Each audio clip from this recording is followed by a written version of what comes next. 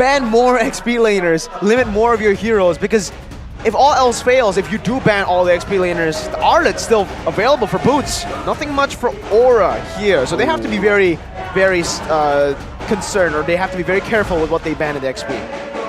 Well, the fact that they have a great roaming player in Onic as well with a wide hero pool, that's what makes this so difficult for Coach St. DeLucas to try and crack, right? The code of Onic that's so multifaceted here.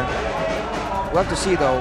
Are they going to ban an EXP lane again? Or are they going to actually limit the mid laners? Because those mages, like I was about to say, they don't really stand out like as a solo big main carry, but they make moments happen. So it seems like Aura are going for big ultimates here, so they want to make sure that Onic doesn't get their hands on any of that, especially Sans. What's left on the table? What's like the biggest ultimate you can think of out of mid lane and EXP lane position? Charizard? What else is there? Why do they ban Valentina? They're setting up for even bigger ultimates. My guess is maybe they want a Novaria pick. Yes. So Novaria and the Wild Charge, those are already two big ultimates. In XP, this is the question now. If they don't pick X-Borg last game, they have to pick X-Borg now, right? It's an Akai and an Arlet. If they go for even more tanky member, hey, don't do that, Kyrie. Don't give me hope of a Yi Sun Shin in the jungle. Way. Don't give me hope. No way. So like Akai roam. Don't give me hope, man. Just don't. Don't give me hope. We haven't seen that in ages. There's no way. Don't give me hope. It can't be. Surely. Are we gonna see Yi Sun Shin? Oh, The swap. the Bring it back throwback. to Season 8. Kyrie will play mid. Now look at this guy, man. Ah, see, it gave me hope. It is a surprise. Come And then on, they there you pick go. away the X-Borg. Ah, just Aura. What do they go for now? And even the Lunox here for Sans. Wow. Now that's a bit concerning because Novaria, you can clear and you're supposed to avoid laning altogether. Lunox is almost the opposite. You can do a lot of damage right there. And knowing that the main front line for Aura is most likely going to be the Grok or the Fredrin, hey, if you can't crowd control them, take them out. That is the best crowd control, and Lunox can provide that for a tank. So Ruby. I think so, yeah. I mean, the only one that makes sense, I guess. Like, you can punish the Arlet going in. Also, Lunox, a bit more close range compared to the other mid laner out there. So, a bit more prone to get picked off by that I'm offended. Well, it's almost like a full dive kind of angle here for Onic. They have a Bruno though, so you have to wonder right here if Aura, in the back of a aggressive G-Rock in the hands of Yaoi, can they turn this around by just targeting the marksman? Because later in the late game, of course, the Lunox can supplement some DPS with the Chaos Order, but you know, it's going to require this Bruno to really output some damage. And I think the job for Boots right now is going to, like, he's man-marking Kabuki in the first game, but later in the game, he's gonna man-mark this G-Rock. He's gonna get him away from the Lord Pit, but we're going to see if that's gonna happen. Yaoi a chance for redemption against Keyboy. So far, 3-0, 3-1 for both of this guy. Game number 2 of Onic versus Aura is on the way in the Land of Dawn. A freeze at the start, trying to delay the minion waves from crashing in to give them a bit of prio. But we'll see in this matchup, they have so much shred, man. Boots on the X-Borg and Sans on the Lunox. Yeah, I feel like Guggen's going to be having a very tough time here. He's going to be the main guy in the front, and he's also going to be taking all this chip and shred damage from the side of Onic. I feel like, you know, we'll see if I'm correct, but I feel like in that mid-game, he's going to be having a terrible, terrible time. For sure, but he can play through those CCs though. But Kyrie, speaking of CC though, this guy is... We've seen a lot of miraculous plays by this guy on any hero, and Akai is one of them. 4-man pin in the bottom lane, still remember? Yeah. Kyrie. Yep. The signature of Kyrie. Red Tree battle there, and Kyrie actually wins it out over Gugun on that Fredrin. An early lead for the Akai. Also, items, Arashi. Arlet with the... the Keyboy with the signature, no boots, no roam boots, early. Yeah, he wants... I don't think he's trying to outmaneuver anyone. He wants to rely on his strong suit right here. The fact that he can just sit there and just take some damage, regen it, and hold his ground. Looking at the emblems though, in the later stage of the game, Kabuki will be doing a lot of damage, but so will Albert, man. With the Fatal, oh man, and the weapon mastery, this Bruno definitely has huge snowball potential. Rashi, you finally see something different from Gugun right now. He's actually taking Inspire instead of Thrill on a Fredrin. Why do you think that is? I feel like he doesn't really feel like he can really match the clear potential, because for Fredrin, you clear fast, but your power comes from your multitude of, your flexibility. You have crowd control, you have some damage as well. With the Inspire, he can have a lot more tools to both engage by dashing forwards, with a knockup, or to get out of a sticky situation. And against Onic, like I said, he's going to be having a tough time, he's going to need it. People already poking Yawi down there. Still well charged into the back, trying to force out a heavy spin, even an I'm Venom connected over from Iran. They're trying to bait it out. If Kyrie still gets this, it's not going to be worth it, and they do because of the last Insanity play. And in the back, it's going to be Kimo who jumps in even forward. Gugun, an amazing Appraiser's Wrath to catch them. This might be the triple for the Rookie of the Week of Week 1 and 2. Gugun. A Fredrin triple kill Rashi, and they're trying to steal the blue buff as well. What's happening? Onic, they had that in the back, but they had to throw it away. Kyrie, shield, he has skill going in, headbutt in. Oh, it's a bait, but Gugun, an unofficial maniac, as that's Boots, who jumps in with Last Insanity, gets the shutdown, goes up to Yehezkiel, burns him down, and gets the double kill back. Now it's Yawi who's going to be caught. The final slash dodged away, or tanked, soaked in by Yawi with that power of nature. Man, everyone is overextending all over the place. Pure chaos there. Onic just forgetting that the lower the Fredrin is, the more you need to be careful. A low Fredrin is nothing to ignore at all. 4-1 Gugun right now. He has a chance to be a lot more aggressive, go for all these ganks, and start turning the pressure onto Kyrie instead. It's an opportunity they have with the great wave clear that Yehezkiel can provide with the Novaria, but we'll see if they can do it fast enough before Onic can respond. Already 8 kills in 4 minutes. This is what I expected in game number 1, but they played it so safely, so methodically. This one is like the true Onic versus Aura, the bloodbath that we were waiting for. Alright, we'll see who has the tempo in the next fight. In the 30 seconds, I feel like Aura will still want to try and do their thing, get full control over the objective. But now, in the side lane right here, Aran against a 2-kill X-Borg. The lane was brutal enough without that. It's going to be even more because Boots has been very, very aggressive. So if he can get a lead, push Aran away from the get him low and get him to recall, then maybe Onic can get the prio towards the turtle instead. On the Astral Echo, mid-control, heavy prio for Onic in the mid lane. Gugun though comes forward, trying to go for a bit of damage. Kabuki in the bottom lane. Sans, Chaos Assault into the back, trying to deal more damage to Kabuki, but he's able to actually get out. Wow, Sans gets chunky. Oh, he 1 HP. Barely gets out. He has the wild charge. He wants to go for initiation before he dies, perhaps. Around in the back. Flickers out of the last Insanity. Boots right there. Oh, in the bottom lane, Albert finds a kill. Yawi and Gugun very low. Aran as well. They need to find some compensation here with a 4v3. It's still Onic who are winning this team fight. Yawi with wild charge, connecting onto 2 members. Gugun now pinned down, but still is able to secure the turtle. It's Aran in the back, going for the stun. Gugun for the taunt. Now Keyboy jumps to the vengeance, pulled back by the I'm Offended of Aran. Don't run Wolf King onto the back. Now it's going to be Keyboy who will be taken down by Aran. Sans has finally joined the team fight now with the last Insanity and the Chaos Assault. It's also a turret down below going down. Aran against 3. Natural Echo. Sans 1 HP. Gets out with the Brilliance. Yehezkiel looking for the Astral Meteor. The wall down to stop him from getting out, to deal more damage for Yehezkiel to execute him. Who won that trade?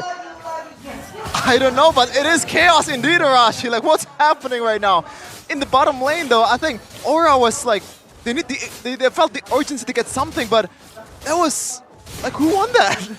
I feel like Onic, in a way, did win that. The fact that they did not get the turtle, but they got kind of trades all around with a really solid late-game DPS source in the Lunox, and they got the turret, and they got the kill on Kabuki to put him further behind, and they got the turret as well, and all that gold in the pockets of Albert. We'll have to wait and see for the official gold charts, but I think Albert is starting to build up quite a lead, and Onic can really use that. But this is definitely not the Onic that we're used to, man. They're just going for this full-on fist fight. We're used to see Onic dominating the game from the get-go, and right now they're down about 300. Not much of a lead though for Aura, but it's still a lead indeed against the Invincibles in Onic. Taking a look at the items for now. Molten Core for both junglers. Kyrie is definitely up in the curve. And with Aura equalizing, the goal line isn't that far apart actually. Of course, Albert has the power spike in the Berserker's Fury, but now Kabuki has the Golden Staff, so a lot more passive procs. Can Gugun get a play though? Gugun on to Sans. Albert gonna be the target for Aran. He flickers, I'm offended. Now Sans all alone in the back. Oh, it's a good shot into the back right now, but Kyrie is able to peel for his team. Keep the vengeance, and it's Yawi who's pinned down against the enemy turret. Kabuki rotating over. Gugun looking for the taunt, not able to connect it. It's Sans traded in for Yawi. A trade, more value for Aura. The jukes though from Albert, he knew that the wild charge is coming and just evaded, sidestep away, you know, one step away from Yawi. And that way it didn't connect. Managed to escape, but Boots might be in trouble. He is, pops in the last Insanity before the Faraga armor gets taken down. Gugun already a quarter of HP. Keyboy, final slash in the back, and Kabuki's the one who gets it, despite Gugun getting full CC'd. A taunt over, Gugun out with a knockup. Keyboy gets baited in by Gugun, and Yehezkiel picks up the kill. 1,000 gold lead now for Aura. Man, both teams just going at it, but Aura once again showing the neutral objective play. After the tempo play on the top side, they just rush there, and Onic, they're trying their best to really match the kind of speed, the rotations, but they're really trying to force a lot of these fights. It's almost like they have to stabilize for a bit longer before they do anything, because this is not how they usually play. This is not how they want to be playing either. We've talked about the retro battle between Gugun and also Kyrie, but so far the one who's taking it is none of them. Even in the first game, there has been some moments where Keyboy stole it. Keyboy, and then now, was it Kabuki? Yep, Kabuki. I mean, this is what happens. Too much CC, no retribution being executed. The one who gets the scraps is the victor. We have to keep in mind that Onic hasn't been dictating where and when these fights happen though. They've been trying to scramble, and they've been sending 2 or 3 members to deal with the whole Aura squad to try and get that neutral objective. So we haven't really seen a full 5v5 yet. And we haven't really seen Lunox being picked up in MPL Indonesia Season 12. The last time it was picked is week 1? If you told me that, I wouldn't believe that stat. Yeah, Lunox isn't really, well, Yeah, it but has it's been out of the still, meta for a while. Yeah. It's still conditional, I get it, but it's still usable, I guess. For sure, I mean against tanks in particular, against Aura that's very frontline heavy, and we've seen earlier, the fact that they play so straightforward, front to backs or pickoffs only, the Lunox does have value, and there's a great outplay potential available for Sans.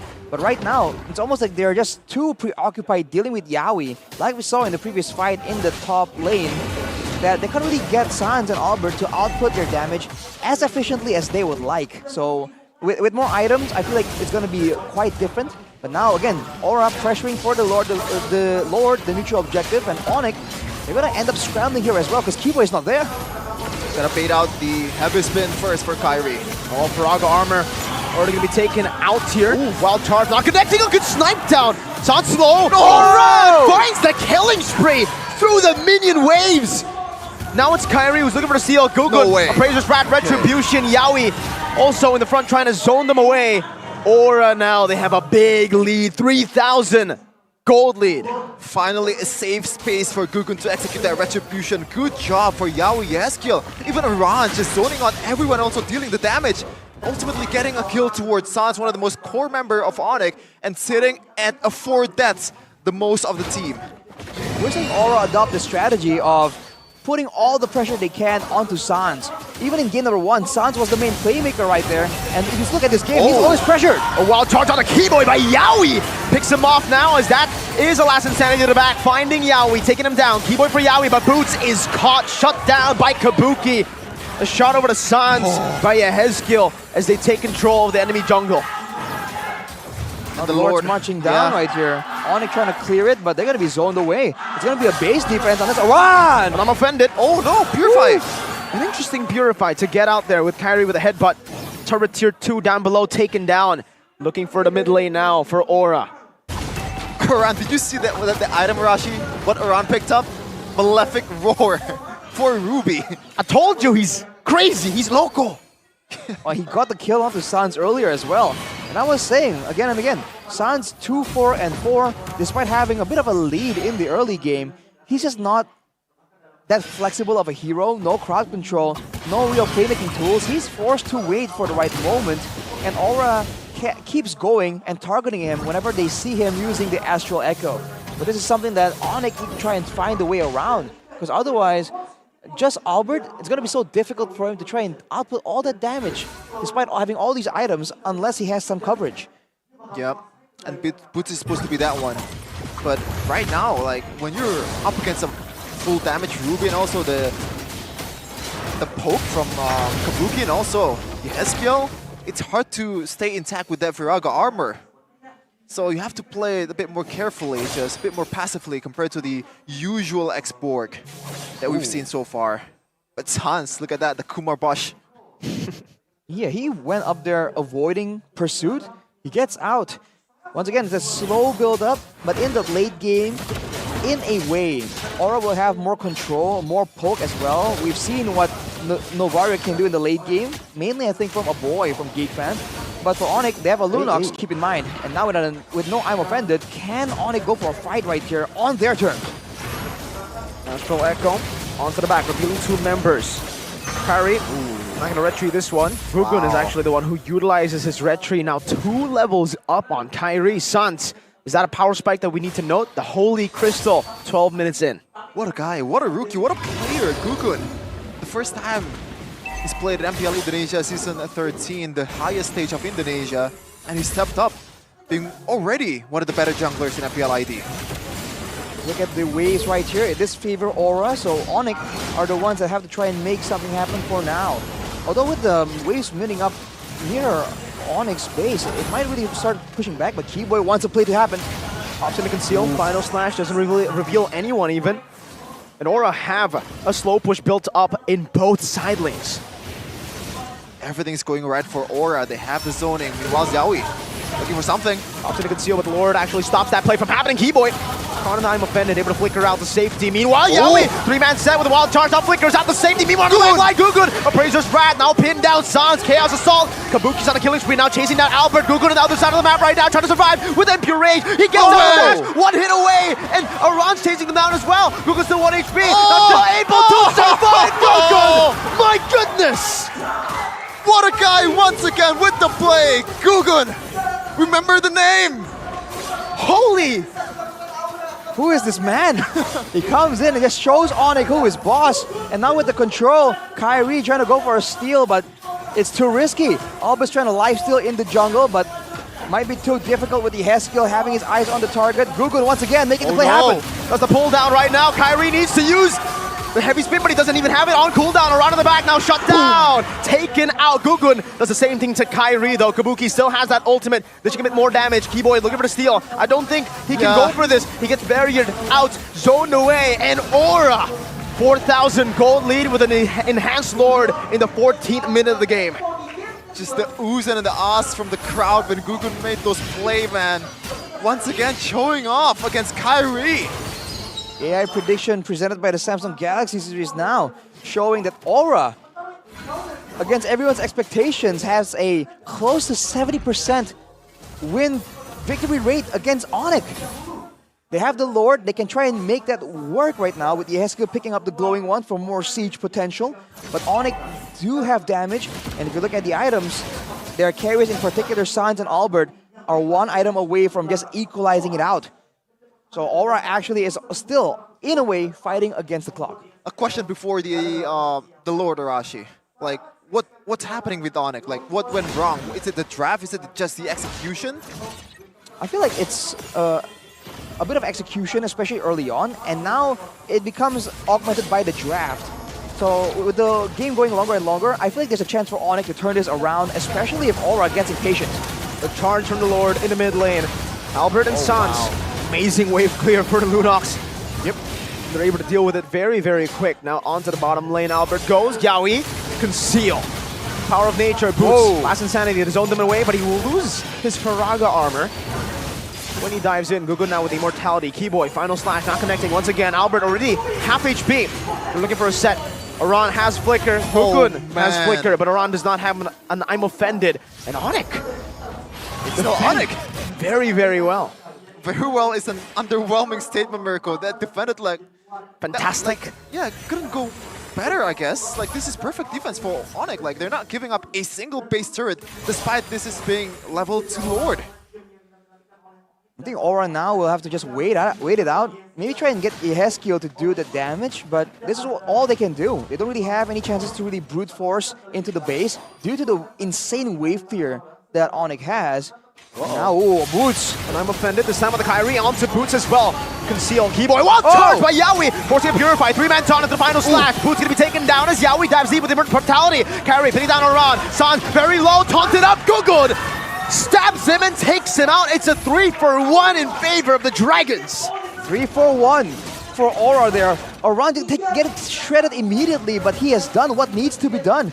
With 20 seconds left on the clock right here, can Aura force Onic to let go of their last remaining members? Keyboy and Albert, 2 against the world. Oh, they want to convert? Let's see, the barrier.